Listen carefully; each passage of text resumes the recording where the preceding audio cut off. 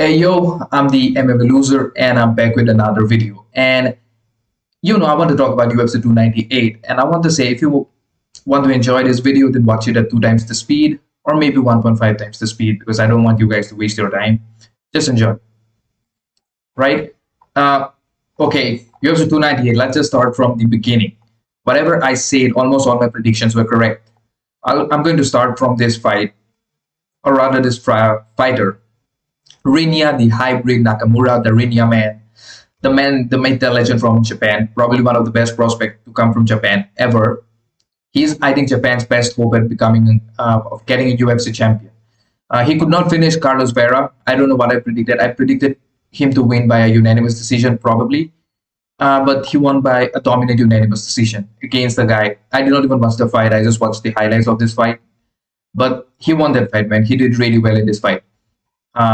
Apart from him, I don't know if there is anything much to talk about him. His performance was really good. Whenever he fights next, I hope he gets his finishing abilities in action, and I hope he learns how to choke people. I hope he learns how to use his ground and pound to win fights, because in this fight he just won by position domination. And yeah, let's see. I mean, he has 9 wins, no losses. So Marcos Rosario de Lima versus Junior Tafa. I think Justin Tafa was supposed to fight him. I predicted Justin Tafa to win. He did not fight, so Junior Tafa lost this fight. He leg kicked the hell out of Junior Tafa. And that was really kind of like whatever Junior Tafa was doing, it did not work out for him. His legs are probably completely broken. Congrats to Marcos Rosario de Lima. Amanda Lemos versus Mackenzie Dern, another fight that I did not watch. I did not watch the prelims, but Amanda Lemos won the fight by unanimous decision. I think I predicted that fight. Now the main card. Let us talk about the main card. I have so much to talk about here. Fluffy, that is Anthony Hernandez versus Roman Kopylov. Now, what should I talk about this fight? This was a really good fight, and I predicted Fluffy to win by a unanimous decision or probably a split decision, but he won by submission in the second round. KO round. Was it? No. I think it was in second round, right? Yeah, round 2, 3 minutes and 23 seconds, RNC. Fluffy was winning from the get-go. Fluffy was doing well from round 1. He had his good moments in round 1. In round 2, he was completely ahead of the Russian Chase Hooper, as Moicano would call him. What was his name? Roman Kopylov. Roman Kopylov had some good takedown defense. He had really good kicks, but Anthony Hernandez just was all over him. He had a better gas tank. He had better aggressiveness. He was moving forward. He was initiating the fight. He was always just doing whatever needed to be done, and he won that fight really well. He was on Kopylov's face. He was smiling at him. He was talking to him. He was talking to the right after winning. I think he was shouting at Dana and Mick and all of those people like he wants to fight. Really good, man. It was a really good performance by Anthony Hernandez. He's 30 years old, 12 wins in 12 wins. He has lost only to Kevin Holland and Marcus Perez. He has defeated Brendan Allen. So it'll be interesting to see him versus Brendan Allen next, because two prospects coming up in the middleweight division. Wow, I just said featherweight. I'll talk about the featherweight division, but I mean, it was a really good performance by Anthony Hernandez. His submission game was really good, and he's only a brown belt. He's not even a black belt right now. So come on, dude. He's really good. That's all I'm going to say. As far as Roman Kopylov is concerned, I don't know what you do with him. You probably send him back. I think I don't know if he's ranked. I do not think Roman Kopylov is ranked. But Anthony Hernandez, I think he should be ranked, because there are certain fighters in the top 15 who are not really as good as him. And I just want to see him win. And yeah. I don't know if there is anything much to talk about this fight. Fantastic performance by Anthony Hernandez. I was impressed. I am impressed by your performance. And Merab Dvalishvili versus Henry Cejudo. Triple C. Wow. Triple C, an Olympic gold medalist, a former UFC 2 division champion. And Merab just made him look like an amateur in the second and third round. He picked Triple C, an Olympic champion, Olympic gold medalist wrestler. He picked him up and literally carried him like a child. in the octagon. He literally Hamzated him. Yeah, remember when Hamzat came to UFC and he was lifting people up and just carrying them inside the octagon? That is what Merab did to Cejudo. Cejudo had a really good round one. From round two onwards, Merab just dominated him. Round two and round three, Merab completely dominated Cejudo. And Henry is 37 years old. I think I predicted Merab to win this by unanimous decision, and he won by unanimous decision. It was kind of a boring fight, but I like the fight. I like the fact that towards the end, Merab was winning the fight by in a decisive manner. There was nothing. We did not have to worry about the judge's decision about who, in what way is it going to be. We already knew that Merab was going to win this fight. Like, he was completely dominant. I think he's going to fight with Sean O'Malley next, or whoever the winner of Sean versus Chito Vera is going to be, Marlon Chito Vera. But let's see what happens with Merab Dvalishvili. I mean, Merab just had probably the best performance of his career in his last couple of fights. I think when he fought Jan, he just spammed a lot of takedowns and he could not get those takedowns, and that was whatever. But in this fight, he had trouble taking Henry down. Of course, Henry is a former Olympian, former gold medalist, the best of the best, but he made him look like an amateur. So it was really good, man. It was a really good fight by Merab, and I'm happy for him. He's going to fight with the winner of Chito versus O'Malley, and it will be an interesting fight to see if he can take down Sugarshan O'Malley, or O'Malley finds a way to knock him out. If he fights Chito, well, who knows? Chito might finally find a way to win against him. Whatever happens, he can be finished. People in the UFC have finished him. People in the UFC have submitted him. So it will be interesting. I think there are ways to defeat him, but I don't know if Sean O'Malley is that person to defeat him. He's 33 years old. By the time he fights, he'll probably fight towards the end of this year. And yeah, I mean, good performance by Merab Dvalishvili. As far as Triple C is concerned, I think he should hang up the gloves. I think he should definitely retire. I was worried when he came back after the retirement, and in his last fight he lost to Merab, and he's only going to keep losing after this. He's 37 years old. February 9th, he turned 37. He's at bantamweight. He's 5'4". I do not think he should keep fighting. I think he should just retire. He's a really good coach. He has really good eye for the game. The athletes that he have coached have done really well in UFC. So I think he should become a coach. He should become a full-time coach, and I think he will be a great coach, considering his wrestling accolades, considering his MMA accolades. He's one of the best to ever do it. He'll always be a legend. I think Henry Cejudo should just hang up the gloves and he should retire. When he defeated Dominic Cruz in 2020, and that is when he should have just retired. I think he should have stayed retired. He came back, had a really good fight against Aljamain Sterling, lost by split decision, but you can just see that the other fighters are getting good. I mean, Merab did that to him. I think other people in the bantamweight division are also going to do that to him, and we do not want to see a legend like him lose like that. Whatever. I mean, Henry Cejudo, I'm sorry, my man, Triple C, King of Cringe. I think he should just retire. Now let's talk about this fight. The most controversial man in all of UFC, the most hated fighter in UFC, the most hated fighter in MMA, perhaps, at least in this moment.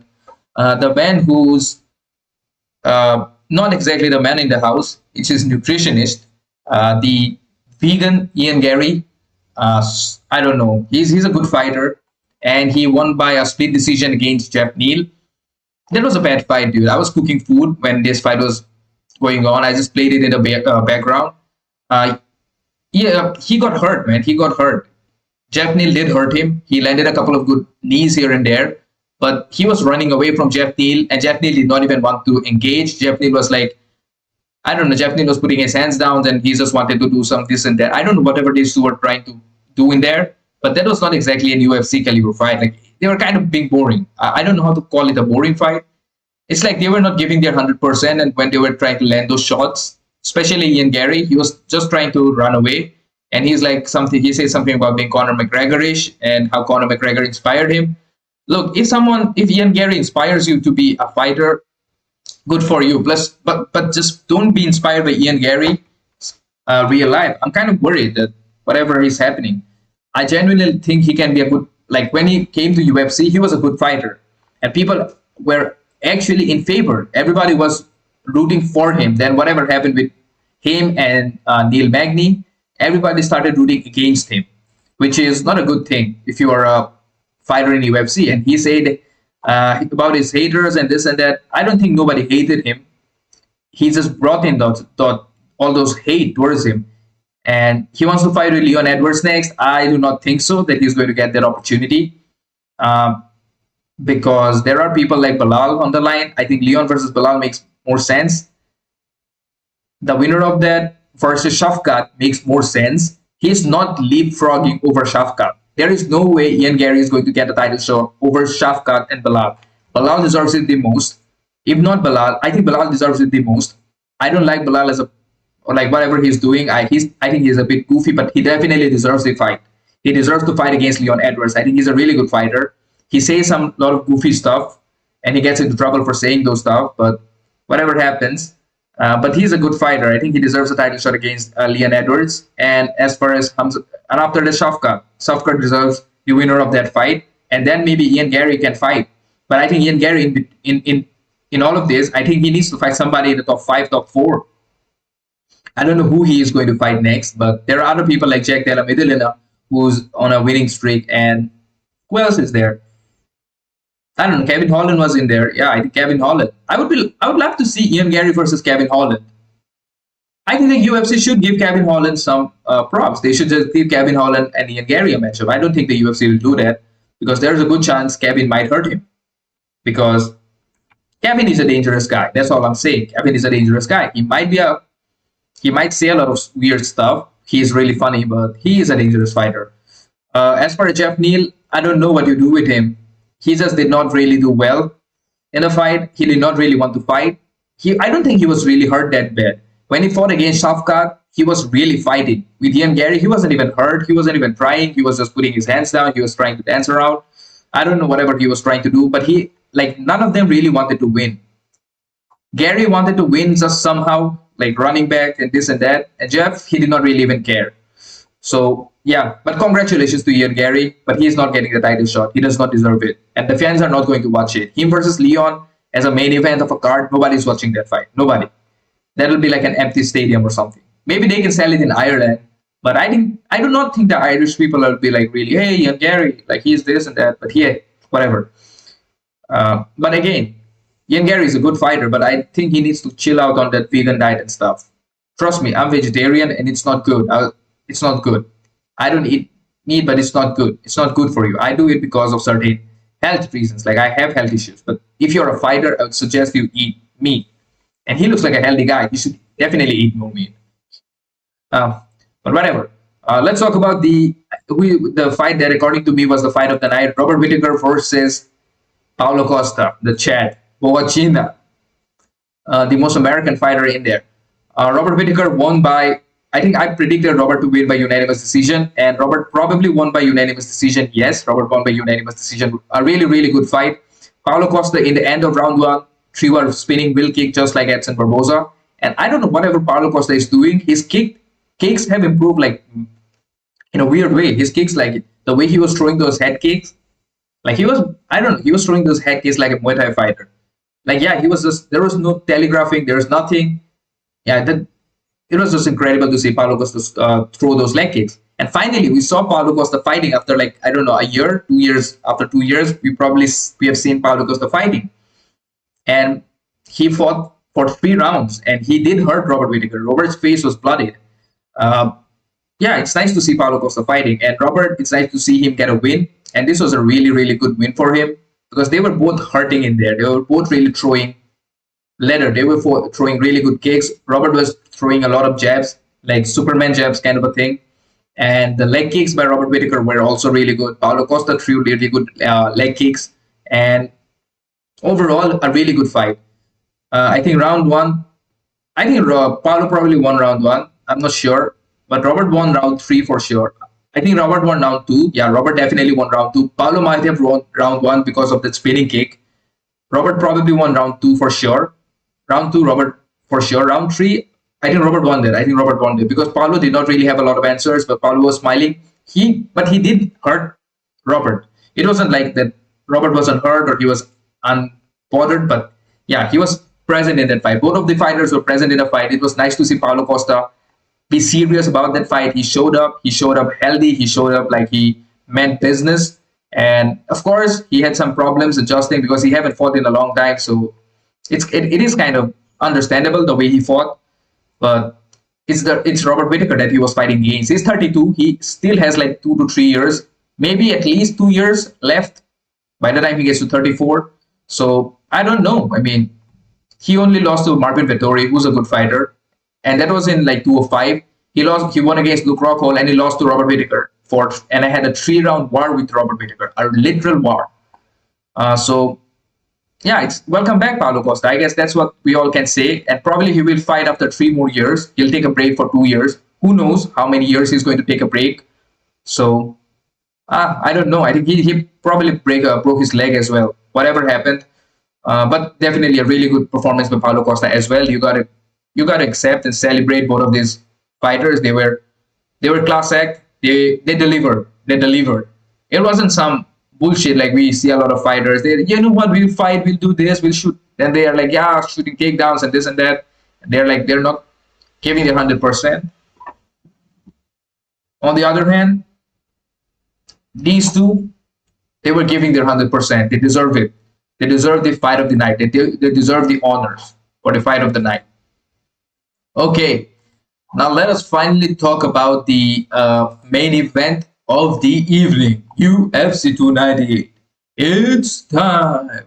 Ilia Topuria versus Alexander Volkonovski for the UFC featherweight championship. And I was absolutely right. I'm going to take pride. I was right in almost all my predictions. Probably I predicted Fluffy to win by unanimous decision. I predicted Ian Garry, or did I predict Geoff Neal? I don't know. I predicted Ian Garry to win probably. I may be wrong, but I definitely predicted Ilia Topuria to win by a finish. And he did it. He delivered it. Even I wasn't sure about it because I thought after everything that was going on, like Ilia saying that I'll be the next McGregor, he was trying to steal his Steel Volk's belt. He was trying to take it. And whatever happening, everyone was saying, you know what, Ilia is becoming a cringe. He's doing this, he's doing that. But whatever. He knocked out Alexander Volkonovski, one of the best fighters to ever fight in the UFC. He is 15-0. Just look at his record. A really clean record. And he has finished a lot of his opponents. He has probably had only two decisions in his entire career. One was against Josh Emmett, and one was against Yusuf Jalal. Yeah, those are the only two decisions that he has had in his career. I'll show you the sequence. Yeah, this one. This is where that right hand, that was it an overhand or a hook? That was on the money. That was one of the most perfect punches that we have seen. And I told you, Ilia has power. You can prepare for speed, you can prepare for endurance, you can prepare for this, you can improve your endurance, you can improve your speed, you can improve your skills, but you cannot improve your punching power. You were born with punching power. It's just a fact. Some people are just born with that knockout power, and Ilia Topuria is one of those guys. Josh Emmett is also another one. But the difference is, Josh Emmett lands bombs. He does not really have a lot of technique. Ilia, on the other hand, he has all the technique that you need. Of course, Volk was doing well in the first round. Ilia was also doing well. Ilia landed a couple of good kicks. Volk also landed a lot of kicks. Volk decided to throw a lot of kicks. Like Volk was like Ilia, Rodriguez in there. He was throwing so many head kicks, so many body kicks, and so many leg kicks as well. But Al Matador found a way to finish him in the second round, and he won by KO or TKO. I don't know. I think that was a clean cut KO. He knocked out Volk. Volk was down with, like, it was like a one-shot KO, and right after that he landed a couple of punches. Like he landed, I think, 3 or 4 punches on the ground because the referee, I think, was it Jason Herzog, who could not get into their place. Of course, the referee is a bit away. The referee is always standing away from the fighters, and it's Ilia Topuria, so he was fast. And what a fantastic performance by this man. He conceived, believed, and achieved. He is the man. Ilia is that guy. He is that guy. He is him. Ilia is him. He is the protagonist. He is the I don't know. He is the main character. Ilia did it. He conceived it. He believed it. He achieved it. And he's only 27 years old. At least 3 years to his prime. Movsar Evloev has said that he wants to fight him. Maybe give him an opportunity because he's on a crazy winning streak as well. I want to see Movsar Evloev fight with someone who also has really good grappling skills. Who did Movsar fight recently? I don't know. He fought against somebody and he won by a unanimous decision. That is what Movsar Evloev does. With Ilia Topuria, and unanimous decision is not going to go well. And we have not seen Movsar Evloev fight for 5 rounds. Or maybe did we see? Did we see him fight for 5 rounds? I don't remember. Whatever. We'll talk about Movsar Evloev in a different fight, in a different video, and he's a really good fighter. But right now, Ilia Topuria, the Georgian, Spanish, German, Russian, I don't know what his nationalities are, but I know he's a Georgian Spaniard. And Alicante, Spain, baby. I predicted this shit. I predicted this in the beginning of this year. I said that Ilia is going to defeat him probably last year. And he did defeat Volkonovski, and he defeated him. Nobody believed in it. A lot of people were doubting in this man, including myself, but I still believed in him. A lot of you did not. And what a performance, man. What a performance. Knocked him out cold. Even when Makhachev had kicked Volkonovski, that was kind of like he was still moving. But when Ilia knocked him out, he wasn't even moving. And this is more sweet because I don't think anybody has defeated Volkonovski in featherweight before Ilia Topuria. So big kudos to this man. He could have fought against Max Holloway and defeated him and became more of a GOAT. Like we could have considered him on the greatest of all time list because of if he would have fought against Max Holloway. But Max is fighting against Justin Gaethje, and Justin Gaethje is going to hurt Max. I just don't think Max has that power in lightweight. Max has the speed advantage, but I think Gaethje will find his chin. I think Gaethje will hurt him. I don't think Max Holloway will get knocked out. I think Gaethje will just beat him up for 5 rounds like he did against Tony Ferguson, and it will be painful. I just don't think. Yeah, maybe I'll be wrong, but I'm going to pick Justin Gaethje in that fight. But for Volkonovski, what do we do with him? He lost to Makhachev in October. Then it was November, December, January. He took 3 months and then came back and fought Ilia Topuria and got knocked out clean. If I'm Volkanovski's manager, if I'm his coach, I would say Volk, take 6 months off, probably 9 months. Just take completely off. Stay away from fighting. Maybe just work on your endurance and your technique and whatnot. Come back, let anybody in the featherweight division fight against Ilia and fight a winner of that fight because he deserves a rematch. I think Volkanovski definitely deserves a rematch. Look at his record. Who has he not defeated? From 2016 onwards, Yusuke Kasuya, Mizuto Hirota, Shane Young, Jeremy Kennedy, Darren Elkin, Chad Mendes, Jose Aldo, Max Holloway, Brian Ortega, Chen Zhang, Max Holloway again, lost to Makhachev, which was a good fight. Defeated Yair Rodriguez, lost to Makhachev again, and lost to Ilia Topuria. So he has had a good resume in UFC. A really good, I would say, featherweight fighter, one of the best featherweight fighters in UFC. I think Jose Aldo trips him because, in my opinion, Jose Aldo is a better fighter, but I don't know. Man, I feel bad to see Volkanovski. I know he did. I think he has had problems with his discipline and with his life if he does not train for a fight. But man, he needs to take time off and he needs to reconsider. Even if he retires at this age, he's already 35 years old. If he retires, I would say that would be a good time for him to retire. I know nobody wants to retire with a loss, but it's better to retire when you're still in your senses and rather than fighting like, I don't know, after a 4 or 6 fight losing streak like Tony Ferguson and still not retiring. You're like almost 40 years old. You're still hanging in there. You're still fighting up-and-comers. They're going to hurt you real bad. I think he should just retire, in my opinion. But it's his decision. As a fan, that's all I can ask for. Him to just retire and have a great life outside of UFC, outside of MMA. Maybe become a coach. Maybe become something else. But yeah, great performance by Ilia Topuria, the new UFC featherweight champion. And yes, overall, UFC 298 was a good fight card. We did not see a lot of finishes. But the main event was a really good finish by the challenger, who's now the champion. And I don't know. I'm just happy. I'm just really happy for Ilia Topuria because I've seen his rise. He defeated Brian Hall. Who's who? Like, he has defeated many people who were considered to be dominant, who were considered to be out of this world. He defeated Ryan Hall and Joe Rogan, and Joe Rogan was really almost glazing Ryan Hall. Like, you know what, Ryan Hall is this, Ryan Hall is that. Then Ilia just knocked him out.